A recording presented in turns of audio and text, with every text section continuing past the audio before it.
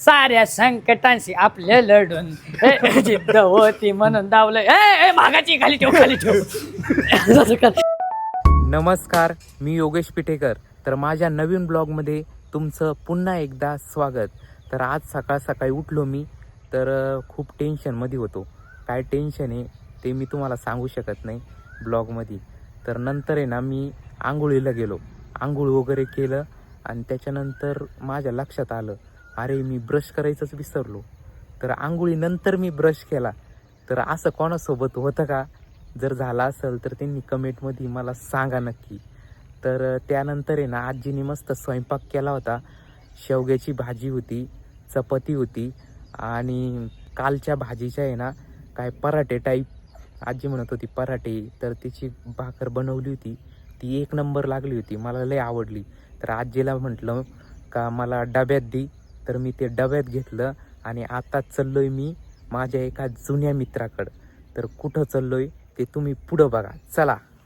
आता आहे ना, सर्वात पहिलं मला गावातून राहुरीत जायचं आहे. तर हे बघा, हा रोड आहे ना, ह्या रोडनी येत असतो मी आणि समोर रोडवर उभा राहतो आणि मग त्यावर रिक्षा येते आणि त्या रिक्षातून मी राहुरीत जातो. पण इथं असं आहे, कॉलेज बंद असल्यामुळं रिक्षा पण कमी झालेल्या आहे, रिक्षा येत नाही. एक दीड तास, अर्धा तास रिक्षा येत नाही लवकर. त्यामुळे ना मला लवकर निघावं लागतं घरून. आणि आता मी राहुरीत जाणार आणि राहुरीतून कुठं जाणार ते तुम्ही ब्लॉगमध्ये बघा. एकदम टकाटक आवरलेलं आहे, बघू शकता तुम्ही.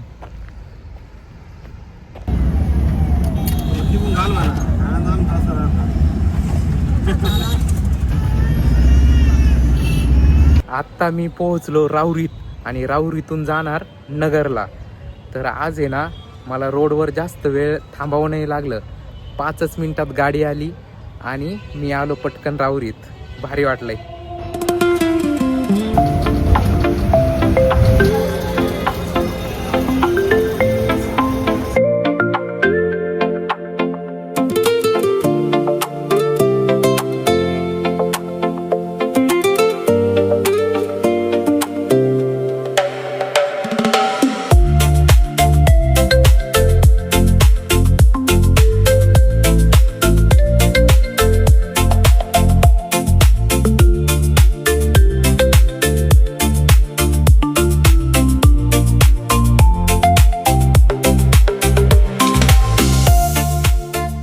तुझ्याकडे डाऊन पेमेंट किती आहे?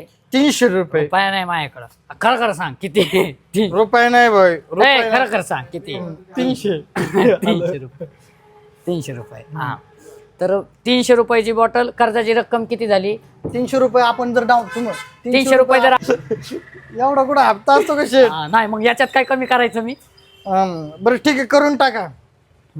करून टाकतो. ओके. आता हे बघ, तुझ्या हप्ता लागलाय 94 रुपयाचा. आता तुझे हप्ते चालू झालेले आहेत. आता साऱ्या संकटांशी आपले लढून जिद्द होती म्हणून धावलं भागाची खाली ठेव. मागाची हप्ते भरायच्या आधीच फुटत. नीट करू.